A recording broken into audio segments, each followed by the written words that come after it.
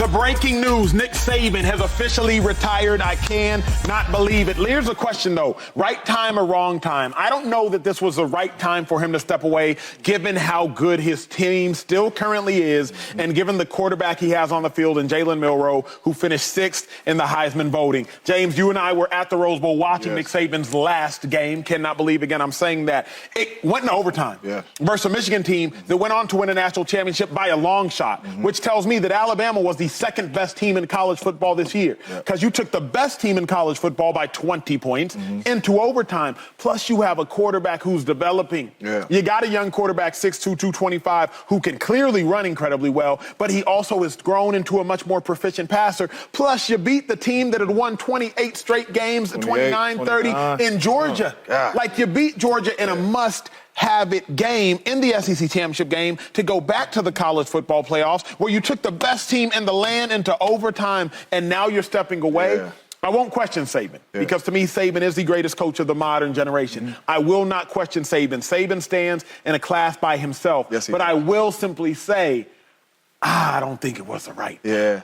I don't think it was neither, and I'm surprised, because when you watch coaches that you may think like, oh, yeah, this might be his last year, either they losing or you could kind of see them losing the love for the game. You could kind of see that stuff. Like, we seen none of that. Like, we still seen the passion from him. We still seen his teams out there well coached, playing extremely good football. Like, we seen none of that. So I am surprised by this, because number one, he was going to be in the mix next year, whether NIL money or not. The way he coaches, the players that he has over there already, and I'm sure they're going to get some more players as well that want to come over there and play for him. And they're going to be in the mix when you talk about the playoffs going to 12 teams. So this was surprising, because when you really think back to Saban's career, the only thing he chases is national championships. And he has let that be known. Like, none of this other little stuff matters but winning and national championships. And he was going to be in the mix for that next year. It's not like he had a team like, we ain't even got a shot to even get back to none of this, or we got to rebuild. That's not the case.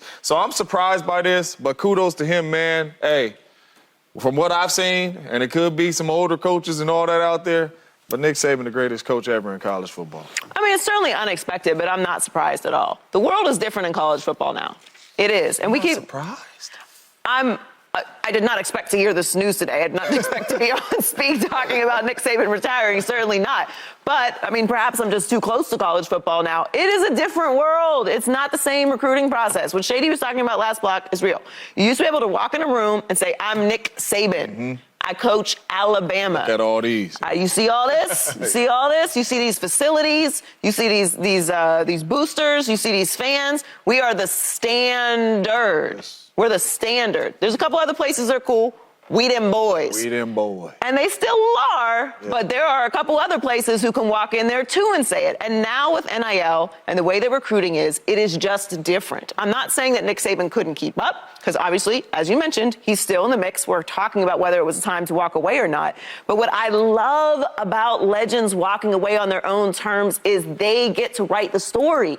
What's the lasting memory you'll have of Nick Saban in the Rose Bowl losing to you just made an argument he's lost to Michigan in overtime. But he lost. Okay, but you cannot always walk out with a national championship. And he knows that. And anyone who competes knows that. We talk about Super Bowls all the time. Why does Shady stop talking about Super Bowls like that? Everybody can't just go to the Super Bowl. Everybody can't just win the Super Bowl. Why do we hold Nick Saban in the regard that we do? Because he wins them things. When you are a legend, you walk away on your own terms. You write your own story. If you stay too long, what happens? Become the villain. You either die a hero or you live long enough to become the villain. So walk away on your own terms. He has such an incredible, fascinating, interesting, influential career. If it goes bad, But which it never has gone bad. It's never gone bad. But it's never gone bad. But and it's not. What is even if it doesn't, is he going to do this forever? No. Doesn't he deserve to like go chill on a beach for a week? Do you understand? I know you don't understand. I should not be asking that. Do you understand? I know you understand. I know all of you understand. Recruiting is insane. It is insane. You watch these national recruiting days, with the hats and I can't. We don't have enough time to break it down. Just whatever you thought recruiting was in college sports, not just college football, in college sports, whatever you thought it was before, it ain't that no more. It is a different world, and I think it's great. I think it's great. I think it offers parity. It offers opportunities for athletes to be able to have money in their pocket, to have financial education before they get to the pros, or if they never make it to the pros, to take advantage of the talent that they have in college. It influences women athletes. It's influential for other athletes that aren't playing football. It's great for college sports, but it has changed the world. It is an exhausting 24/7 job on top of whatever being a college football coach was before. So I think it's brilliant to be able to walk out and say, this is how I'm leaving my career, which is in the college football playoffs, going into overtime against the team that went on to win the national championship. That feels good to me. Yeah, I think it's the right time for him, though. I think that at his age, at 72, right? Mm-hmm. He's accomplished a lot of different things, man, a lot of things. Different teams, LSU championship, brings 6 to Alabama. Mm-hmm. But what Joy was talking about is that recruiting is real, right? And I think when you go to these homes of these young kids, you know, a lot of them, these young black kids that don't come from much, we don't want to hear this all about these championships. Now with NIL in there, where the money at, right? Where's the money? Before you had to get money to go to NFL. I only get money playing ball if I'm in the league. Nah, now it's college. So all that, I don't even care about that. Where's the paper at? That's why Alabama this year, they look different. They did good this year, right? Went to the playoffs. They almost beat Michigan. Did they look like the old Alabama to you? Huh? They look like the old Alabama to you? Not the one you're referencing, Yeah. though. The one that Bryce Young just came from, the wide receivers, and Jamison Williams, them dudes. But I'm just saying, you're a college guy for sure. Of course. No, they didn't look like that. They didn't, not the juggernaut. And guess what? But they didn't go there last year there, Bryce Young. But hold on. I mean, a lot of injuries and et cetera. But guess what? That's what's going to happen. Now it's going to get even bigger. It just started. NIL just started. So if my team in 2 years of the NIL looks a little different, it's still going to be in 5 years, right? You look at them Georgia boys, them Bulldogs. They beat. That's cool. I mean, anybody can be beat. I keep saying that. Anybody can be beat, right? If they play 10 times, you ain't gonna be saying. But what Shay's saying is they're not going away. That wasn't a fluke. Of course. Yeah. But for me, the biggest thing was the student has surpassed the teacher. Kirby Smart is at Georgia. They are considerably better year after year than Bama. The thing about this for me, and I said this in the middle of the season, to me, this was Nick Saban's most impressive coaching feat of his career.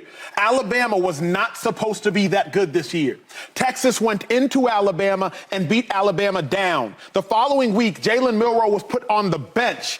Alabama did not have a quarterback after producing Tua and Jalen Hurts and Mac Jones. Then Jalen Milroe finishes the year winning 10, 11 straight games, 6th in the Heisman voting. You take Michigan into overtime. To me, Nick Saban was just scratching the surface of how, this was his most impressive coaching feat. I'm watching this year this Alabama team about to have 3 or 4 losses. And he ended up beating Georgia in the SEC championship game to go back. That's why this is so hard for me to digest, because Saban was still coaching as great as he has ever coached. Jalen Milroe was not a great quarterback to start the season. Yeah. He was not Bryce Young, #1 overall pick. He was not Mac Jones, first-round pick. He was not Jalen Hurts, future $180 million quarterback. He was a quarterback who was going to get benched. Yeah. A quarterback who Bill O'Brien, as Jalen Milroe notably said you can't play the position.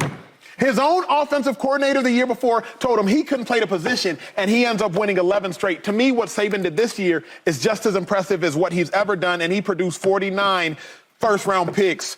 He has 16 consecutive top 10 finishes. It just hurts me because he's still so good. But what else does he got to do?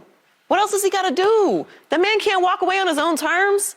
He don't deserve to have a retirement. He does. He can't go golf or whatever he likes to do. He probably don't even know what he likes to do. He's so busy. You know what I mean? Go write a book. You know what I mean? Go fishing. He could chill. I hear you. And you're probably right. He probably never would fall off that much. But I just feel very strongly about legends. And this is why we talk about Belichick a lot. And we might talk about Belichick this offseason.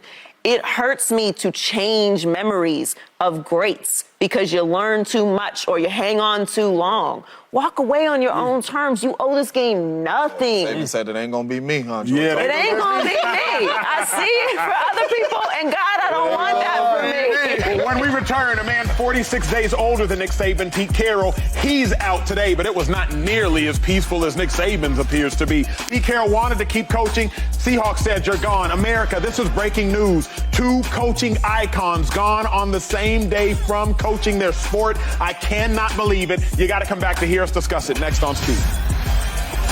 Subscribe here to get the latest from Speak, and go watch a few segments from our other shows on FS1.